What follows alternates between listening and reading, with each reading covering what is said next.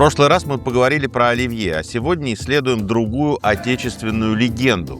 На этот раз легенду нулевых. Салат «Цезарь» прошел в России долгий путь. Сначала хит, потом верный признак устаревшего меню, а в наше время снова классическое блюдо, которого можно не стесняться. За этим всем мало кто задавался главным вопросом.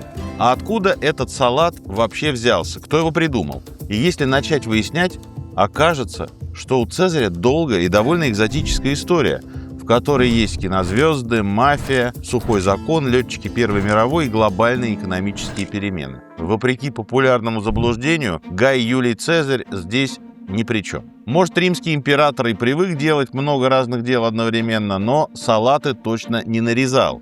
А если и нарезал, то его фирменные рецепты до нас, к сожалению, не дошли. Автор блюда – его тезка, повар и ресторатор Цезарь Кардини, или, точнее, Чезари, так звучит его имя на итальянском языке. Братья Кардини, которых было целых 4, прибыли в Америку из итальянской коммуны Бавена в регионе Пьемонт. На фоне тотальной бедности, перенаселения Южной Италии и разных политических потрясений многие итальянцы ехали за лучшей жизнью в новый свет. Среди итало-американской диаспоры хватало предприимчивых личностей, которые надеялись, что на другом континенте они наконец преуспеют. Так поступил и клан Кардини после окончания Первой мировой. Сначала Чезари держал ресторан в Калифорнии, а затем вместе с братом Алессандро открыл ресторан в Тихуане, то есть в Мексике. Очень дальновидное решение, если учесть, что на дворе был 1920 год. За год до того в США случилось эпохальное событие. Ради укрепления общественной морали и здоровья нации был введен сухой закон. А это означало полный запрет на продажу, производство и перевозку алкоголя. Но пить-то спиртное никто не запрещал. Американцы выкручивались как могли. Они гнали спиртное дома, налегали на аптечный ассортимент, посещали подпольные салуны на радость бутлегерам. Другие просто покидали на время юрисдикцию американских властей. Как легко догадаться, это озолотило алкогольное производство и заведения в соседних странах. У калифорнийцев, живущих рядом с границей, для таких экскурсий были все возможности. Все-таки 30 минут, и вы уже в солнечной Мексике. Мчитесь навстречу с текилой. Таким алкогольным туристам было неинтересно просто накидываться. Им хотелось красивого отдыха, интересных блюд, азартных игр, музыки. Все эти потребности очень быстро начали закрывать приграничные мексиканские города, где выросла целая индустрия. И главным из таких городов стала Тихуана. Она превратилась в настоящий курорт. Там было все необходимое. Рестораны, бары, гостиницы, казино. На Тихуанской Авенида Революсьон, проспекте Революции, если по-нашему, выросли новые здания в колониальном стиле. В конце концов, сюда же переехал ресторан Цезаря Кардини. Назывался он буквально «У Цезаря». В истории рождения салата «Цезарь», как и во многих гастрономических легендах, есть стечение обстоятельств, временные затруднения и простое, но гениальное решение. По официальной версии дело было так. 4 июля 1924 года, на День независимости США, в ресторан Чезари Кардини приехало огромное количество гостей. Уже тогда День независимости принято было отмечать с размахом. Требовались фейерверки, флаги и праздничный ужин. При этом всем хотелось выпить, но из-за сухого закона нормальный патриотический праздник получался только за границей. Веселье нарастало, напитки и блюда едва успевали носить с кухни. Говорят, что в тот вечер у Цезаря было много представителей богемы, крупных азартных игроков, а самое главное, за столиками во множестве сидели так называемые «люди чести», то есть итальянские мафиози. Разочаровывать такую публику было опасно для жизни. Как назло, ночью продукты стали заканчиваться, и подавать стало нечего, а вот аппетиты гостей только росли. Шефу пришлось выкручиваться. Хитроумный Чезари Кардини просто смешал то, что нашлось на кухне. А нашлось у него только салат романо, пармезан и гренки. Пришлось натереть тарелки чесноком и сделать интересную заправку. Оливковое масло, вустерский соус, яйца, чеснок, перец и сок лайма. Недостаток ингредиентов Цезарь искупил подачей. Он вывез их прямо в ресторанный зал на приставном столике тележки и смешал на глазах у публики. Это позволило сохранить гренки хрустящими, а разгоряченные гости остались очень довольны таким перформансом. Так появился салат «Цезарь» – интернациональное блюдо, которое итальянские иммигранты создали в Мексике для американцев. Кстати, День Цезаря до сих пор отмечают 4 июля. Здесь нужно сказать, что за внешней простотой стояли старые традиции итальянской кухни. Конечно, что нашлось на кухне, то нашлось. Но интуиция Чезаре, скорее всего, опиралась на кулинарные принципы его родины. В средние века, например, в Европе зелень в богатых домах не ели. Овощи считали позорной пищей крестьян, а дворянин должен был есть мясо. Лучше всего дичь. И вся Европа в тот период обидно смеялась над итальянцами, которые сохраняли верность зеленому салату. Страна у них была аграрная и в то время не очень богатая. Похожая история произошла и с кулинарным перформансом. На пирах эпохи Возрождения в Италии была традиция готовить еду прямо при гостях. Иногда случалось целое представление. Например, мастера художественной рубки мяса красиво подбрасывали куски, разрубая их с одного касания острым тесаком. Это подчеркивало свежесть продуктов и давало хозяину банкета повод похвастаться умениями своих слуг.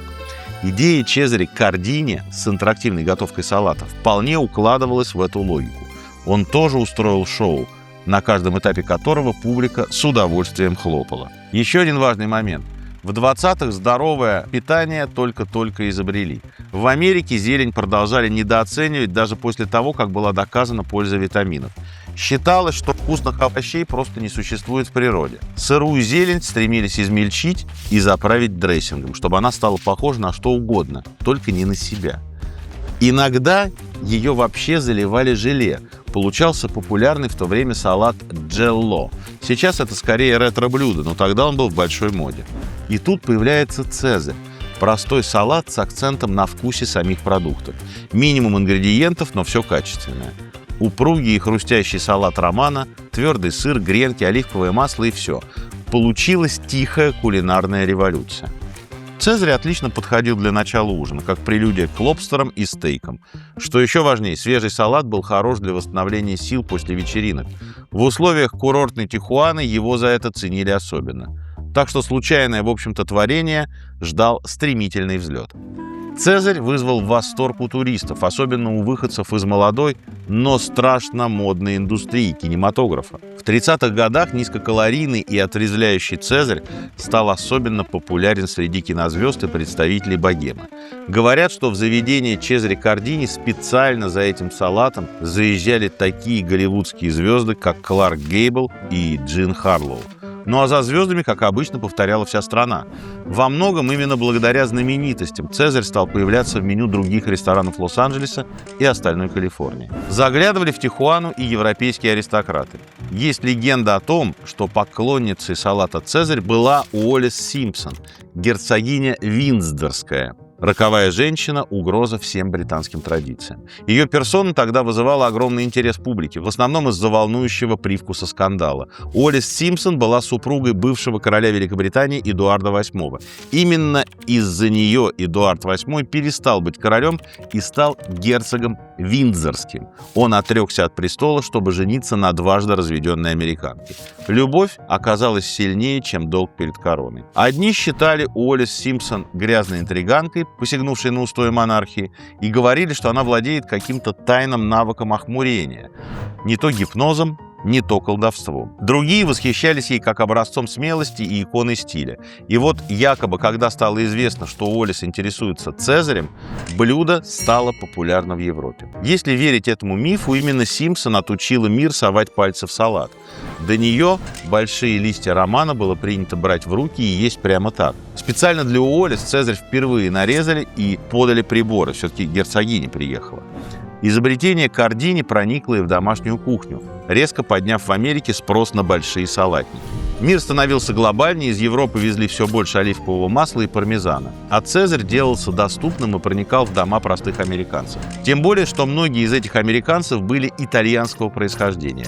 И зеленый салат напоминал им об исторической родине. В Америке до сих пор ломают копья на тему того, какой вариант салата Цезарь подлинный и канонический. Должны ли быть отварные яйца? Как насчет анчоусов? Что выбрать, креветки или курицу? Сам Чезаре никаких анчоусов не добавлял. Легкую рыбную нотку давал вустерский соус в заправке. Исходный рецепт был почти вегетарианским, без мясной части. Она появилась позже, как и отварные яйца и томаты черри. Вероятно, эти нововведения добавили в 30-х годах другие повара. Насчет анчоусов есть версия, что их в салат добавил Алессандро Кардини, брат Чезаре, которого местные звали просто Алекс. Вариант с анчоусами он назвал «салат авиатора», потому что сам служил в Первую мировую военным летчиком, да и в целом авиация в ту эпоху была очень популярна. Есть и альтернативные версии происхождения салата. Иногда его изобретателем называют мексиканского повара Ливио Сантини, который в юности трудился в ресторане Чезаре и впервые приготовил там цезарь. Точнее, так заявлял сам Сантини. Верить ему или нет, каждый решает сам. Якобы рецепт был семейным, и Сантини узнал его от матери. А потом Чезаре Кардини просто стащил у молодого подчиненного удачную рецептуру. В 1933 году отменили сухой закон, которому так и не удалось снизить уровень пьянства среди американцев. А в 1935-м правительство Мексики запретило азартные игры. Так что туристический бизнес в Тихуане серьезно просел. Семья Кардини переселилась обратно в Калифорнию и начала выпускать заправку для знаменитого салата «Цезарь» в стеклянных бутылках. Забавно, что название салата «Цезарь» стало общественным достоянием еще до того, как Чезаре попытался его запатентовать. Патент в итоге пришлось получать на бренды «Оригинальный Цезарь» и «Кардини». В 1956 году Чезаре умер. Семейное дело возглавила его дочь Роза, а салат продолжил свое триумфальное шествие по планете. Чем сильнее публика любила здоровую еду, тем популярнее становился Цезарь. Из Калифорнии мода на здоровое питание и вегетарианство распространилась по всему миру. Салаты постепенно стали отдельным блюдом, а не гарниром. И особенно их оценили женщины. А в 20 веке спрос впервые начали формировать именно они. В общем, в следующий раз смело берите «Цезарь» и представляйте себя кинозвездой. Или бутлегером ревущих 20-х. Это салат с интересной родословной.